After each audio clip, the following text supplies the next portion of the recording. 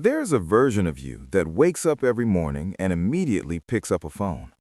Before both feet are on the floor, before a single conscious thought has been formed, before the mind has had even 30 seconds to exist in its own quiet space, the hand moves automatically toward the device, the screen lights up, and in that moment, in that single, barely conscious gesture, the entire day has already been surrendered.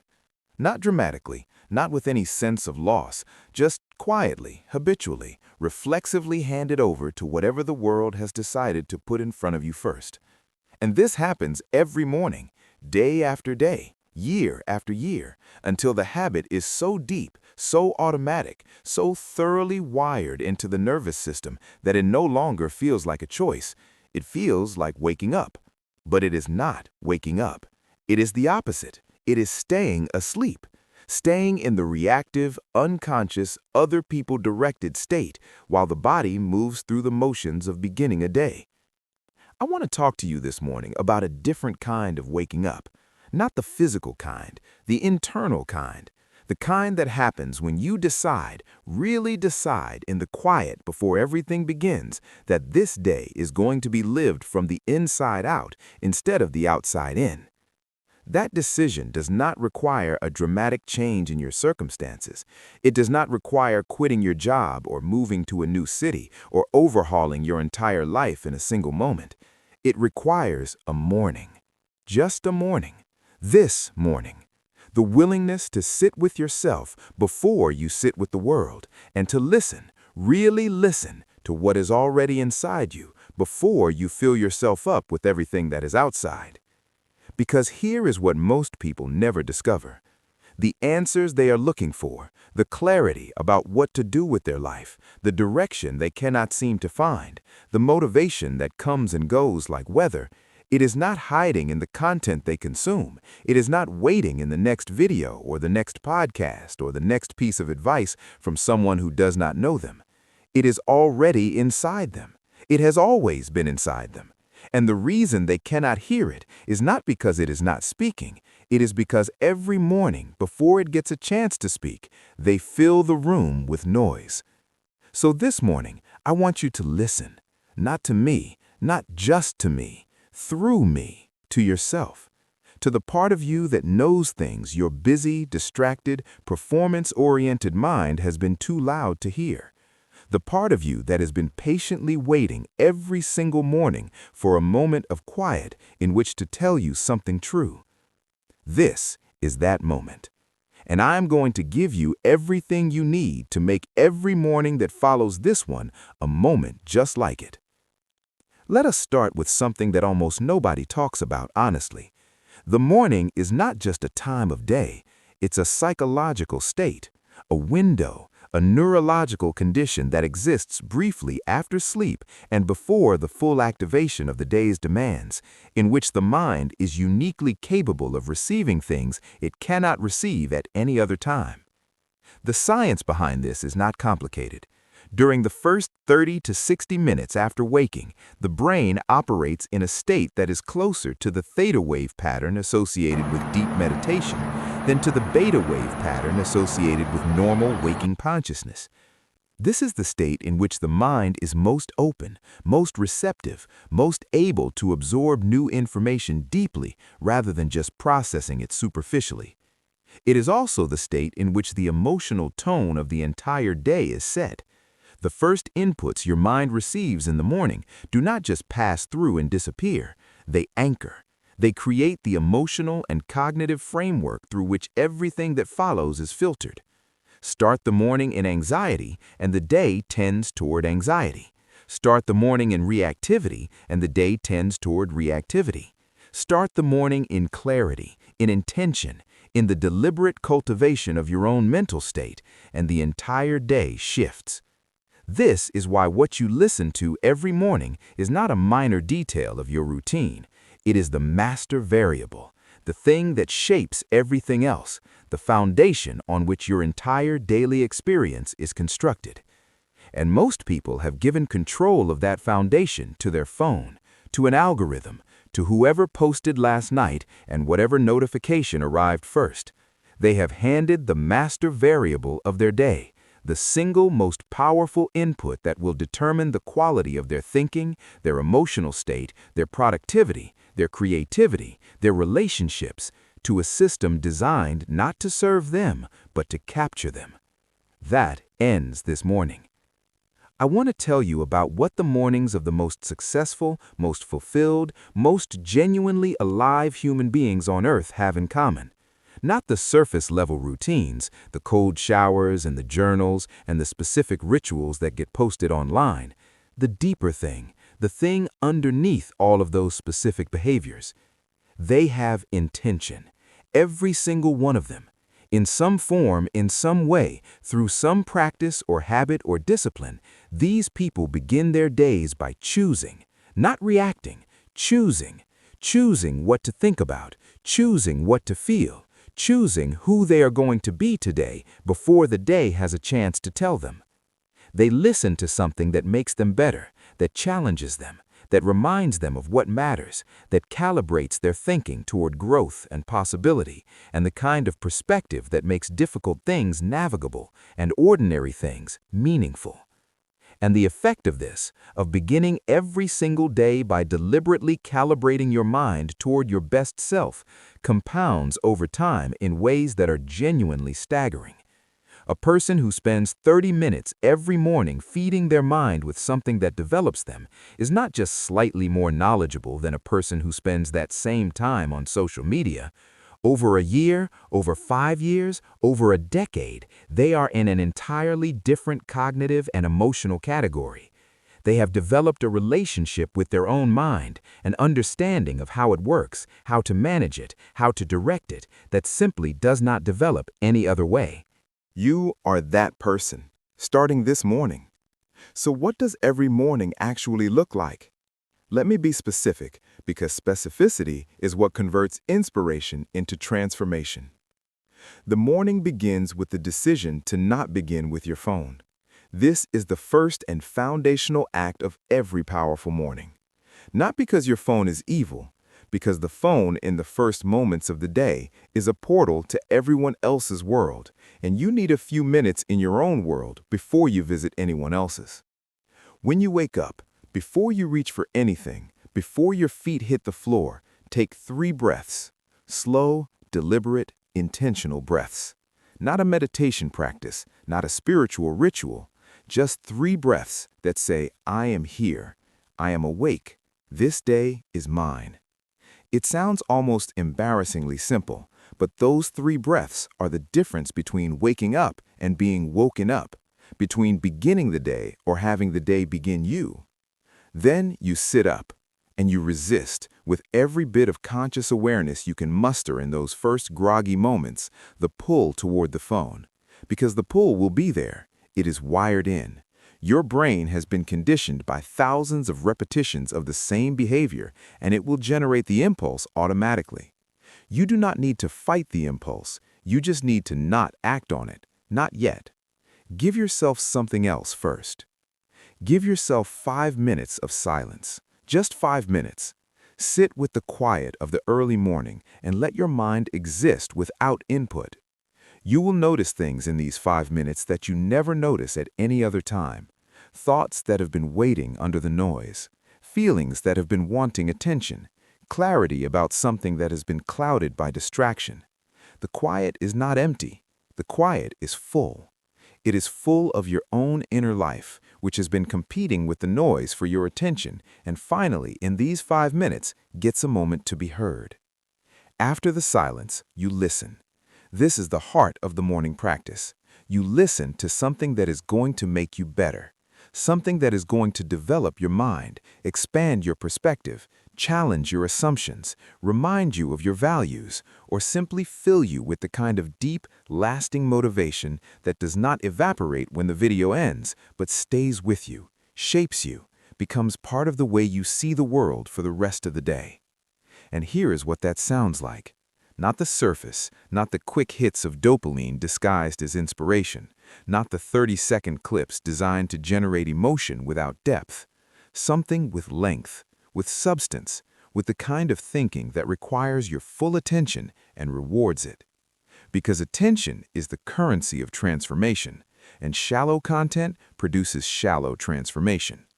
The person who spends their morning listening to something that genuinely challenges them, that requires them to think, to question, to examine themselves honestly, is having a fundamentally different experience than the person who consumes motivation in fragments between notifications. One is being changed, the other is being entertained. Be changed every morning, starting now. Now, I want to talk about what you are actually building when you commit to this morning practice, because I think most people underestimate it. They think of a morning routine as a productivity tool, something that makes them more efficient, more focused, more capable of getting things done. And it is that, but it is so much more than that. What you are building every morning, one day at a time, is a relationship with yourself, the deepest, most important relationship of your life, the one that determines the quality of every other relationship, the one that makes love possible when it is strong and sabotages everything when it is broken. The relationship between you and your own mind, your own values, your own sense of who you are and what you are doing here and what matters to you.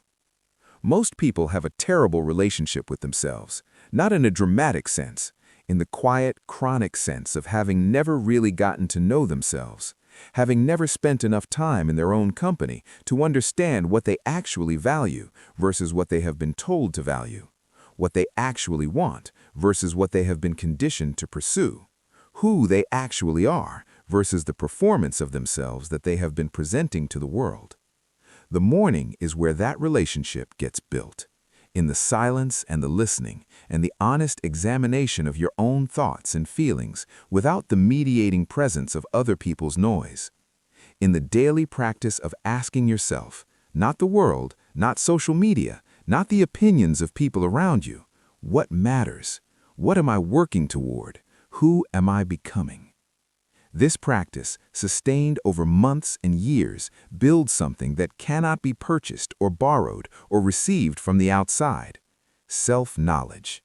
The deep, accurate, constantly updated understanding of who you are that allows you to navigate your own life with clarity, with integrity, with the quiet confidence of someone who knows themselves. And self-knowledge, real self-knowledge, changes everything. It changes how you make decisions because you are making them based on your actual values rather than on impulse or social pressure or the anxiety of not knowing who you are. It changes how you relate to failure because you understand yourself well enough to know that a single failure is not a definition, just an event. It changes how you pursue success because you are pursuing the version of success that aligns with what you actually value, rather than the version that was handed to you by a culture that does not know you. The morning is where all of this begins.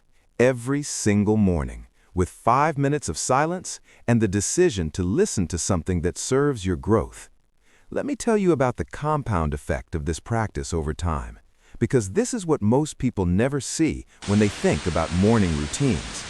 They think about the day. They think about whether today will be more productive or more focused or more intentional because of what they did this morning. And yes, today will be different, but that is almost the least interesting part. The most interesting part is what happens over a year, over 5 years, over a decade of beginning every single day with the deliberate cultivation of your own mind and your own relationship with yourself. After 1 year of 30 minutes of intentional morning listening, you have invested approximately 180 hours in your own development. 180 hours of high-quality cognitive input absorbed in the most receptive neurological state of the day. That is more than 4 full 40-hour work weeks invested in growing your mind, before your regular life has even started.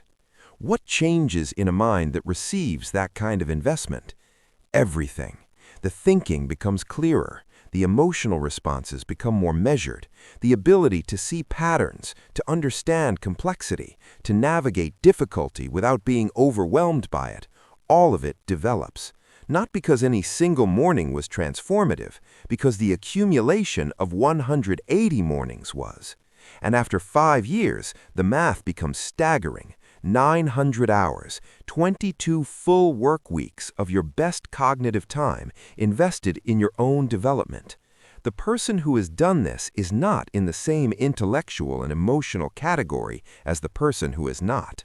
They are playing a different game entirely. Not because they are more talented or more intelligent, because they have invested in themselves consistently, in the highest quality time available over a long enough period for the compound effect to become undeniable. That is what this morning practice builds, not just better days, a better person, a fundamentally more developed, more capable, more self-aware human being, one morning at a time.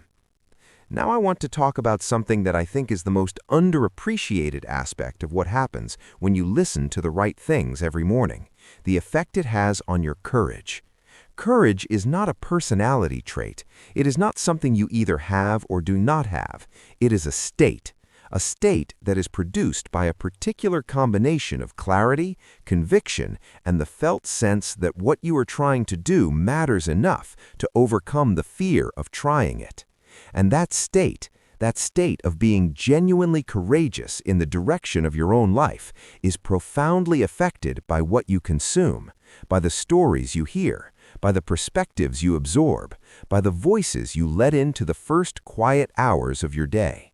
When you begin every morning by listening to something that reminds you of what human beings are capable of the transformations that are possible, of the obstacles that have been overcome, of the ordinary people who built extraordinary things through the accumulation of daily choices, something happens to your sense of what is possible for you. Not in an abstract motivational way, in a real, felt, this applies to me way. Because the mind does not clearly distinguish between stories it hears and experiences it has had. Both create memory traces, both shape expectations, both contribute to the unconscious model of what is realistic, what is achievable, what is worth attempting. Feed it stories of limitation and smallness and the world being impossibly difficult, and that is the model it builds. Feed it stories of genuine human growth, of real transformation, of ordinary people doing extraordinary things, and the model shifts, slowly, subtly, but undeniably. The morning is your daily opportunity to feed the model, to curate with intention the stories and perspectives and ideas that your unconscious mind is going to use to evaluate every decision and every opportunity for the rest of the day. Every risk assessment, every self-evaluation, every moment of choosing whether to try something or retreat. What are you feeding it? That is the question that the morning practice forces you to answer honestly. And the honest answer for most people is mostly noise, mostly content designed to capture attention rather than to develop the person receiving it. Mostly the priorities and anxieties and dramas of other people rather than the development of their own. Change the input every morning without fail. I want to spend some time on the specific types of content that belong in a powerful morning practice, because I think there is a tendency to either be too rigid about this, believing there is one correct thing to listen to, or too vague, leaving it undefined and therefore leaving it vulnerable to being replaced by whatever is most convenient. The first category is ideas that expand your thinking. Books, lectures, conversations between genuinely intelligent people who are thinking seriously about important subjects, philosophy, history, science, psychology, the great questions of human existence examined with care and honesty. This category is not about self-improvement in the narrow sense. It is about developing the intellectual range to understand your own life in context, to see the patterns that repeat across human history, to understand human nature well enough to navigate it, in yourself and in others, with some degree of skill. The second category is wisdom about how to live, not the shallow version, not the tips and hacks and productivity tricks, the deep version, the ancient and modern thinking about what a good human life consists of, what it requires, what it produces when it is lived well.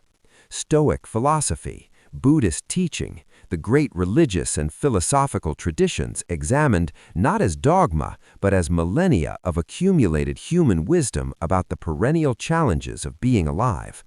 This category fills the morning with a quality of perspective that makes the petty anxieties of the day feel appropriately small and the genuinely important things feel appropriately significant. The third category is stories of real transformation, not the glamorized highlight reel version of success, the honest, full version, including the failure, the doubt, the years of invisible progress, the moments of wanting to quit, the slow, grinding work that came before any result that could be pointed to from the outside. These stories do not just inspire, they calibrate. They give the mind an accurate picture of what growth actually looks like, so that when you're in the middle of your own invisible season, when nothing seems to be working and the gap between where you are and where you want to be feels impossibly large, you have a reference point. You know that this is what it looks like in the middle. You know that the people who got where you want to go all passed through this same middle, and that knowledge keeps you going when nothing else does. The fourth category is anything that reconnects you to your own values, your own purpose, the reason you are trying to build the life you are trying to build. This category is personal. It might be a speech. It might be a piece of music that carries meaning for you. It might be the voice of someone whose life you admire.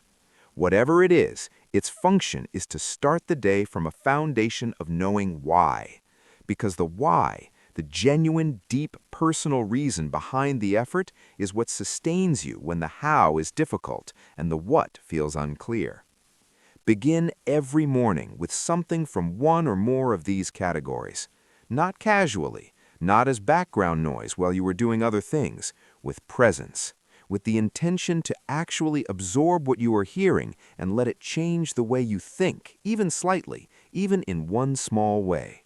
That slight change every morning for a year, that is a different person. Now I need to talk about the obstacles, because this practice, like every worthwhile practice, will face resistance. And the resistance will not always be external. Most of it will be internal. The first form of resistance is the feeling that you do not have time, that the morning is already full, that there is no space for 30 minutes of intentional listening before the day begins. And I want to address this directly because it is the most common reason people do not implement this, and it deserves an honest response. You have time, not because your mornings are not genuinely full, but because this practice does not require finding new time. It requires redirecting existing time. The average person spends between 30 and 90 minutes on their phone in the morning, before getting out of bed, while getting ready, during breakfast. That time exists every morning. It is being used. The question is not whether you have it. The question is what you are going to use it for. Redirect 30 minutes of that time to intentional listening. Not all of it, 30 minutes. Keep your phone for the rest if you want, but give 30 minutes, just 30, to something that builds you instead of something that captures you. That is the entire practical ask. The second form of resistance is the voice that tells you it will not make a difference. That listening to something in the morning is not going to change your finances or your health or your relationships in any meaningful way. That this is just another productivity idea that sounds good and produces nothing. And I want to answer that voice not with argument, but with math. 30 minutes a day is 182 hours a year. 182 hours of your best cognitive time invested in your own development. Tell me with a straight face that 182 hours of high-quality, intentional input into a human mind produces no meaningful change. The math alone makes the objection absurd. But beyond the math, beyond the time and the input and the compound effect, there is something even more fundamental.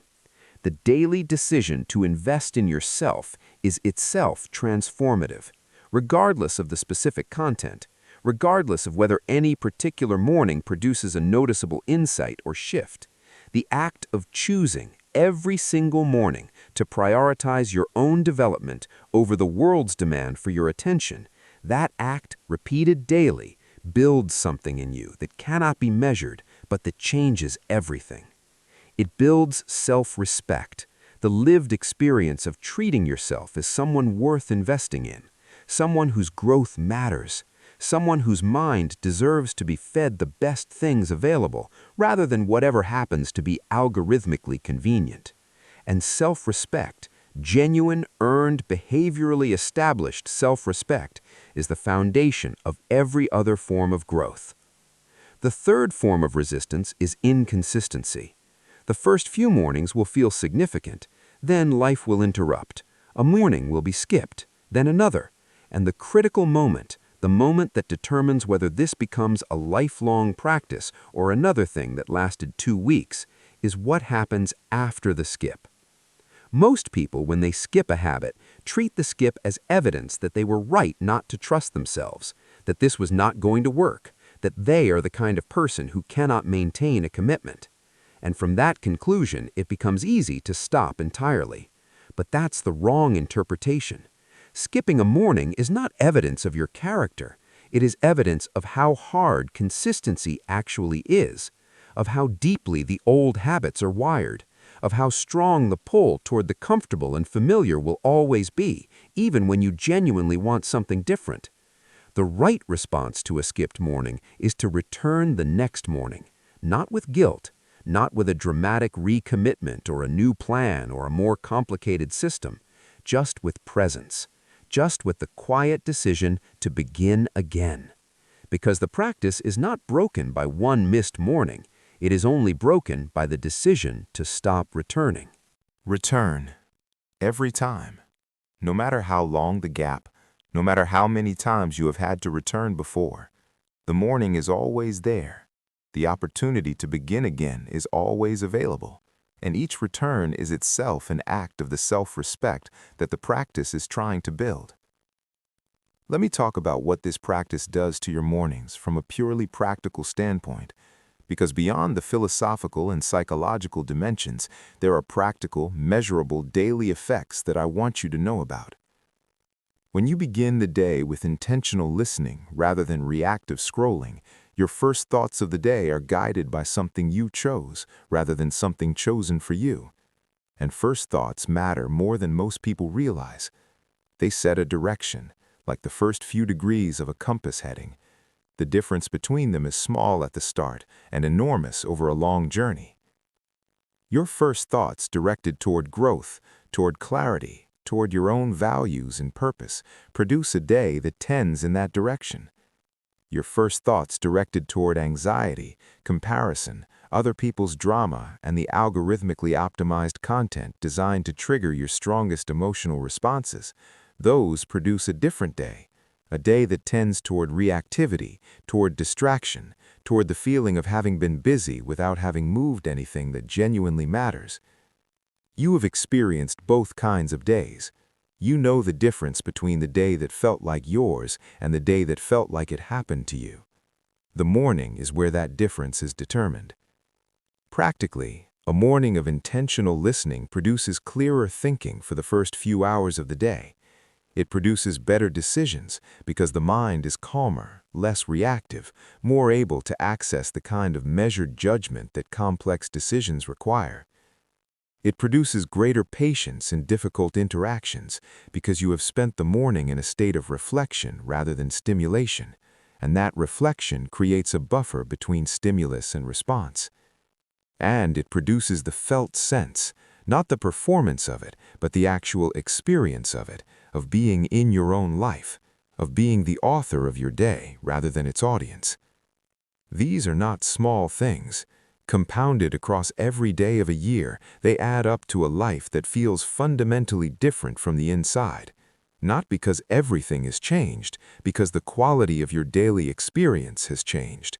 Because you are more present, more grounded, more capable, more yourself. And being more yourself, being more consistently, more fully, more unapologetically the person you actually are, rather than the performance you present, is the foundation of everything worth building. Now I want to speak to you about something that lives underneath everything I have said so far. something that is the real reason this practice matters more than any productivity argument or time management framework could convey. You are going to die. Not today, not soon, I hope, but one day, certainly, inevitably, as surely as the sun will set tonight and rise tomorrow, your time here will end.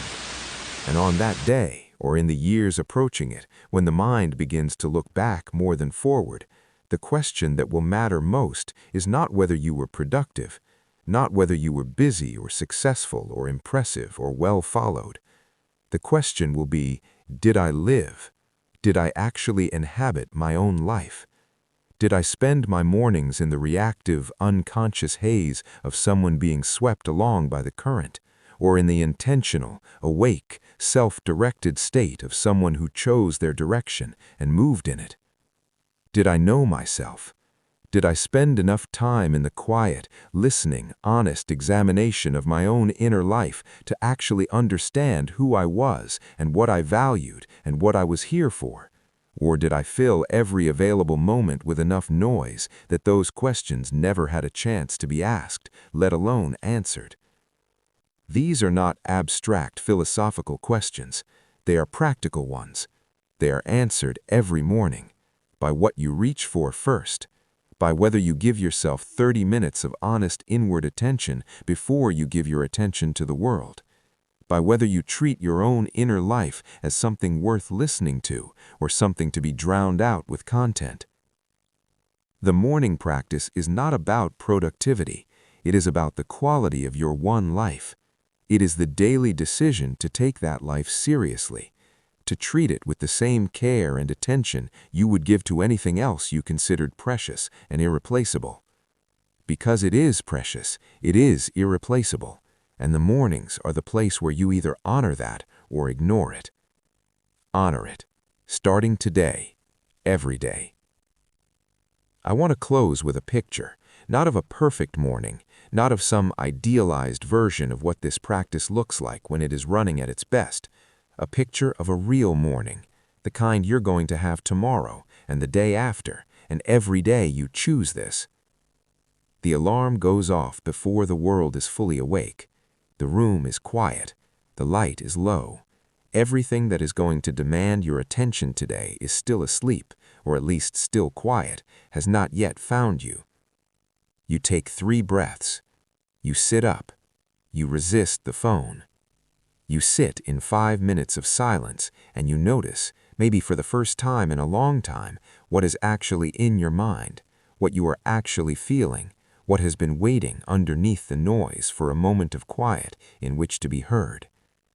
And then you listen to something that is going to make you better, that is going to remind you of who you are trying to become and why it matters, that is going to fill the first 30 minutes of your day with the kind of thinking and perspective and depth that will stay with you, quietly, underneath everything else that happens today. And then you begin your day, not from a reactive, scattered, already behind state, from a centered, intentional, this day is mine state. You carry the morning with you, not as a memory, as a quality, a groundedness, a clarity. And the day you have from that starting point is a different day, not a perfect day, not a day without difficulty or frustration or the inevitable complexity of being alive, but a day that is more yours, more lived from the inside, more aligned with the person you are working to become. One day like that does not change your life, but 365 days like that, one after another, morning after morning, that changes everything. That is what listening every morning builds. Not a better routine, a better life. One morning at a time, starting with this one. You are already here. You are already listening. You have already given this morning something worth giving it. Do it again tomorrow, and every morning after that. That is the whole practice. Everything else will follow.